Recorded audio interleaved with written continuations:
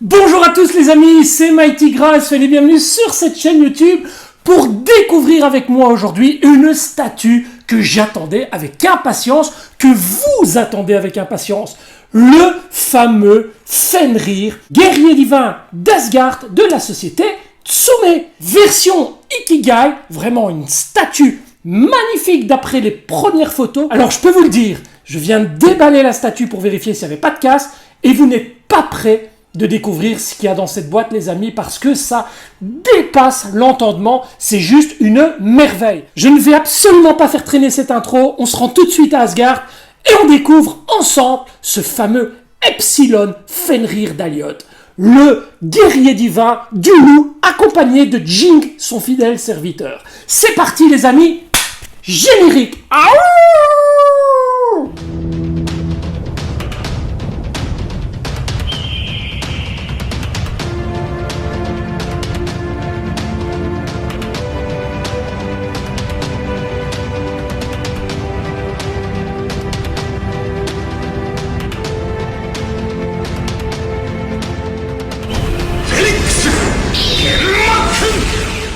Une statue, c'est fragile, ça se protège et on a donc droit à un surcarton de protection pour le transport. Et c'est une fois qu'on a ouvert le surcarton qu'on découvre la magnifique boîte typée Ikigai avec sur l'avant le numéro de la statue, c'est la numéro 6 pour la gamme Senseiya. Nous avons ici l'intitulé de la figurine, à savoir Aliot Epsilon Fenrir, le logo Tsume ici, le logo Senseiya, un fond bleu avec du noir. Sur le côté, on retrouve l'illustration de Fenrir en blanc avec les indications qu'on a sur la face avant. Et sur ce côté, on retrouve Fenrir, cette fois en noir sur un fond bleu, alors très difficile à le percevoir. À l'arrière, tous les logos habituels, ça ne change pas. Et à l'intérieur de la boîte, vous avez droit au QR code qui vous permettra d'avoir accès à la notice de montage. Et pour terminer la découverte de la boîte, vous voyez qu'il y a une poignée de transport si vous désirez déplacer votre statue en cas de déménagement ou autre, et c'est très pratique.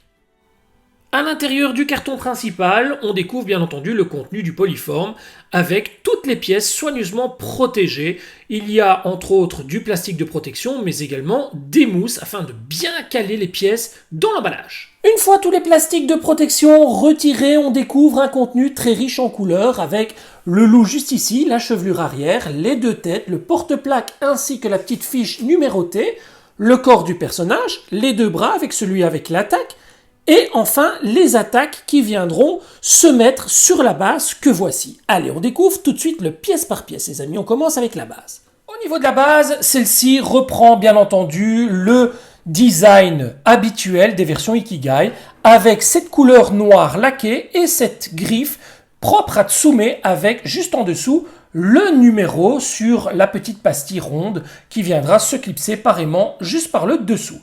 Mais là où cette base prend tout son sens, c'est sur la qualité visuelle de celle-ci. Alors tout d'abord, on est entouré de roches, de cailloux, d'une couleur bleutée grise avec des lavis, des brushes. C'est beau, c'est très nuancé, très structuré, c'est très joli. On a cet effet de neige. Donc, comme on la retrouve également pour Siegfried Dub d'Alpha, une précédente version Ikigai, mais surtout, là où cette base prend tout son sens, c'est sur ce qu'a fait Tsume sur le centre.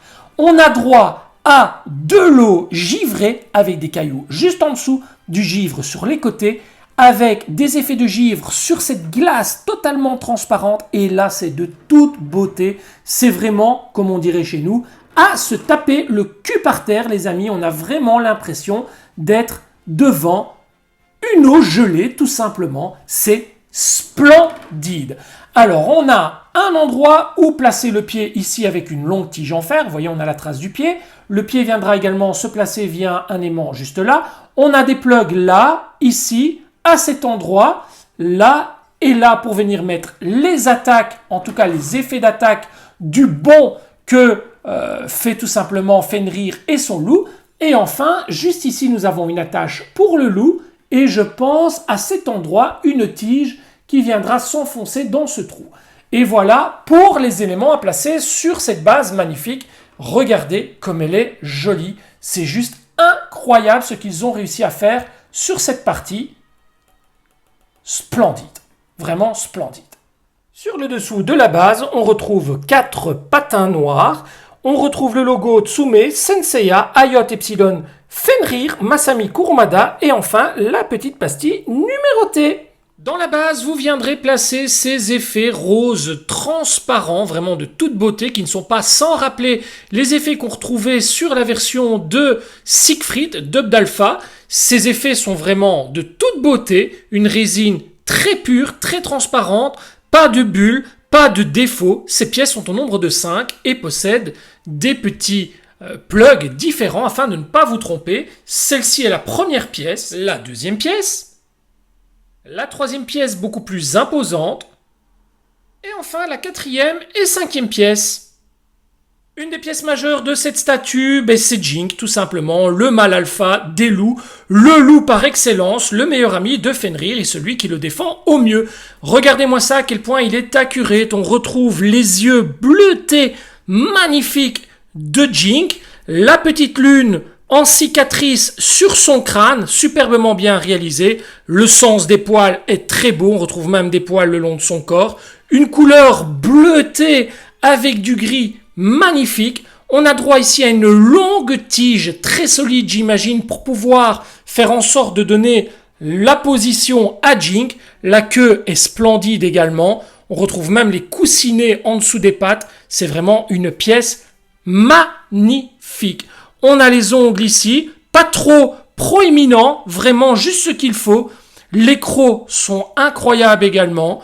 On a la langue très bien dessinée ainsi que les gencives. Le museau, franchement, une très très très belle pièce.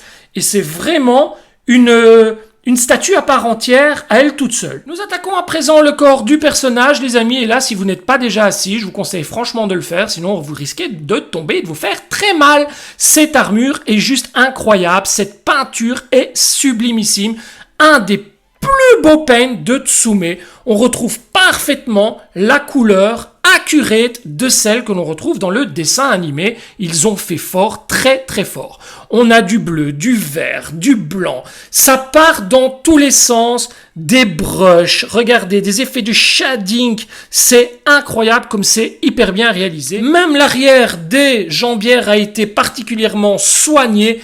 Les épaulettes ou épaulières, le dos, la ceinture avec cette fourrure qui la caractérise. Nous avons le petit saphir d'Odin juste là. C'est vraiment splendide, j'en prends plein les yeux. Regardez ici les différences de nuances de couleurs qu'il y a de gauche à droite. Vraiment une pièce magnifique, les amis. Viennent ensuite les bras avec le premier bras que voici, avec les griffes juste sur l'avant, vraiment splendide, point fermé. Très très joli. Nous avons bien entendu toutes les nuances que l'on retrouve sur l'armure avec un aimant juste en dessous pour pouvoir venir le fixer sur le bras, tandis que l'autre bras, lui, représente l'attaque de Fenrir en plein mouvement avec cette couleur que l'on retrouve sur les attaques que l'on viendra appliquer sur la base. Vraiment un travail incroyable. C'est vraiment très très très joli. Donc regardez les deux bras ensemble. Ce sont pour ainsi dire les mêmes, sauf que celui-ci a l'attaque insérée. Vraiment splendide. Au niveau de la première tête, celle-ci est incroyable avec ce petit rictus de coin, les yeux rouges qui ne sont pas sans nous rappeler Aiolia du lion en version possédée, mais surtout cet air déterminé et très sûr de lui. Nous avons les petites mèches sur l'avant, les petits favoris, ainsi que les mèches qui partent dans tous les sens. Les cheveux sont vraiment magnifiques, un énorme travail sur ceux-ci. Alors on a des différences de teinte par-ci par-là. À l'arrière de la chevelure se trouve un petit trou qui permettra de venir y placer la longue mèche de cheveux additionnelle que l'on trouve dans la boîte. Et voici le second visage de Fenrir, beaucoup plus agressif avec cette visière qui n'est pas sans nous rappeler Wolverine. Il s'agit d'une version Ikigai avec deux visages alternatifs, tout comme Shaka de la Vierge en version Ikigai, chose très intéressante pour les collectionneurs. Nous ne retrouvons pas les favoris sur l'avant du visage forcément, mais nous retrouvons les petites mèches qui descendent le long des joues. Pour la chevelure, c'est identique au niveau du traitement que l'autre visage, le trou également en dessous, ainsi que la petite tige qui viendra se fixer dans le corps. Après les deux visages, voici la mèche de cheveux qui viendra se plugger par le dessous et qui donne vraiment une allure au vent incroyable. Ça part vraiment dans tous les sens, la couleur est splendide, ça part du gris sur le bleu, c'est très très propre, chaque mèche est également indépendante, il y a vraiment un énorme travail sur plusieurs niveaux, vous voyez, c'est superbement réalisé. Et pour terminer la présentation des pièces, le petit présentoir avec le logo Tsume et la petite fiche avec le numéro. Il s'agit de la pièce numéro 8 sur 1600 exemplaires. On commence tout de suite le montage avec Jink, les amis. Tout d'abord, on viendra placer la petite tige en métal à l'arrière, calmement, et elle va glisser toute seule, tandis que son bras droit, sa patte droite, va venir se fixer sur la glace, juste sur l'avant. Et il y a un petit détrompeur qui va venir accrocher la patte. Voilà. On continue avec le personnage et là aussi on va venir placer son pied gauche dans le trou prévu à cet effet, on le laisse coulisser doucement, tandis que le pied droit va venir toucher l'aimant très facilement. Attention, la notice en ligne vous dira qu'il faut placer les bras, ensuite la tête. Moi, je préconise quand même de placer d'abord les effets d'attaque sur la base pour éviter justement, qu'en les plaçant, vous accrochiez les pièces de part et d'autre. Donc moi, je serai d'abord pour placer les attaques sur la base. On y va. On commence avec la plus grosse, celle qui va venir se placer tout à l'arrière du décor, près du pied du personnage. Alors attention, il faut bien l'enfoncer. Vous avez un détrompeur, mais n'hésitez pas à l'enfoncer correctement. On continue le côté droit avec l'attaque qui va venir se placer juste devant la toute grande ici. Elle aussi, vous venez l'enfoncer correctement. Et enfin, la troisième qui va venir, elle aussi, sur l'avant. Vous l'enfoncez, elle aussi, à fond. On continue cette fois sur la partie gauche du décor avec cette pièce avec un double plug qui va venir sur l'arrière, juste ici, à cet endroit-là, juste près du loup. Alors vous venez la placer calmement parce qu'elle est un peu plus difficile à placer, bien que non, elle est rentrée toute seule. Voilà, très facile, très très facile. Et enfin on termine avec la dernière attaque qui va venir se placer près du pied du personnage.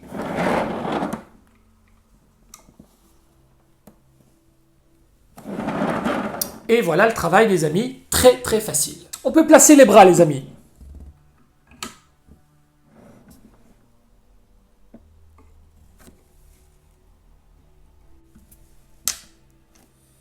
Ensuite, vous récupérez la tête et la chevelure, vous les assemblez très très facilement. Voilà, vous l'enfoncez correctement et vous venez placer la tête sur le personnage en faisant très attention à ne pas accrocher l'attaque surtout. Et voilà, la tête est montée. Pour la mèche de cheveux, rassurez-vous, elle ne tombera pas. Elle est bien enfoncée dans la chevelure, mais en plus, elle est maintenue par l'épaulette. Donc, regardez, il est impossible qu'elle tombe. Les amis, avant de mettre le petit présentoir ici avec le numéro, sachez une chose qui est quand même très très importante, c'est que ce que vous voyez devant vos yeux là pour le moment, ben moi je ne l'ai pas encore vu. Voilà, je ne l'ai pas encore vu. Au moment où je vous parle là tout de suite, je ne l'ai pas encore vu. Je la vois derrière, je vois évidemment les pièces que je vous ai présentées, mais je n'ai pas encore vu l'ensemble monter. Alors bien évidemment, je l'ai vu en photo sur Internet, mais je ne l'ai pas encore monté avant la vidéo, je ne l'ai pas encore vu avant vous, donc je veux absolument garder le plaisir de la découvrir maintenant. Donc ce que je vais faire, c'est que je vais la retourner et je vais la découvrir. Allez, on y va. Déjà à l'arrière, waouh, ça claque quoi. Mais maintenant, je vais la voir. Oh là là là, putain. Pardon. Oh là là là là là là. Oh là là là là là là là. Bon sang. Ah ouais, quelle claque. Quelle claque. Ah, la tente, elle en valait vachement la peine. Hein. Bon sang, quelle claque. Alors, je vais me reculer un petit peu parce que je veux la voir mieux. Bon sang, les amis. Waouh! C'est bien la première fois où je trouve une version définitive plus aboutie que le prototype. Elle est incroyable. Regardez, elle est incroyable. Une deuxième fois, je suis sur le cul. Incroyable, cet effet en plus de la glace sur la base. Je la regarde encore. Wow, la peinture, tout, les cheveux, tout. C'est le rose de l'attaque, que ce soit sur son bras. C'est une tuerie. C'est une tuerie. C'est la plus belle. Hein. C'est la plus belle de toutes les Ikigai. On avait déjà touché un sommet avec le dragon V4. Mais là, les amis, c'est pas une statue. C'est ça, c'est 2 statues. Hein. On a Jing ici qui est vraiment incroyable. Le personnage, tout se marie parfaitement. La pose, oh, je suis... c'est une tuerie. Une tuerie monumentale. En plus, pas de casse, pas de pliure au niveau des attaques, rien, tout s'emboîte, tout se fixe. Waouh. Quelle claque monumentale. J'ai quand même envie de voir ce que ça donne avec le visage masqué. Je reviens tout de suite, je lui place le visage masqué, les amis. C'est parti. Vous la voyez avant moi, une fois encore. Je vous la montre dans l'autre sens. Moi, je la vois pas, hein. Allez, c'est parti. Oh là là là là là. Ah ouais, là, c'est hyper accurate au dessin animé. Ah ouais, là, on retrouve vraiment Fenrir avec son masque et tout, là. Ouais. Oh, la grande classe. Oh, punaise, je sais pas quel visage mettre. Bon sang, qu'est-ce qu'il est beau. Mais qu'est-ce qu'il est beau. Bon alors, lequel vais-je mettre? Ben écoutez, j'aime beaucoup avec son masque, il est très beau, ouais, il est magnifique, mais il me fait un peu trop penser à Wolverine, honnêtement, il me fait un peu trop penser à un super-héros, avec un masque et tout, et honnêtement, la tête avec le rictus, elle est juste incroyable. Ce trait de caractère qu'il a dans cette configuration de faciès, c'est juste magnifique. Alors je pense que même s'il est beaucoup plus accurate avec son masque et qu'on reconnaît vraiment Fenrir en pleine attaque, je crois que je vais quand même lui laisser le visage avec les yeux à découvert. Voilà les amis, j'espère que vous avez passé un très bon moment en ma compagnie. Moi je me suis régalé, ce Fenrir est juste une tuerie monumentale. On se retrouve dans quelques jours pour la présentation de Shaka de la Vierge en version Ikigai. Donc surtout, si ce n'est pas encore fait, n'oubliez pas de vous abonner à la chaîne, d'activer la petite clochette pour recevoir les notifications. Ce serait dommage de passer à côté de vidéos très intéressantes les amis. Laissez un pouce, un commentaire, je me ferai un plaisir de vous répondre.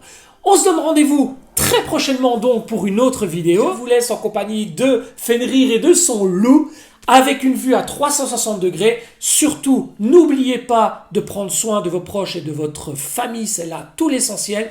Tout comme Fenrir prend soin de Jing, Jing prend soin de Fenrir. Faites la même chose avec vos proches, c'est très important. On se retrouve très bientôt. Je vous embrasse. Ciao, ciao. Aouh!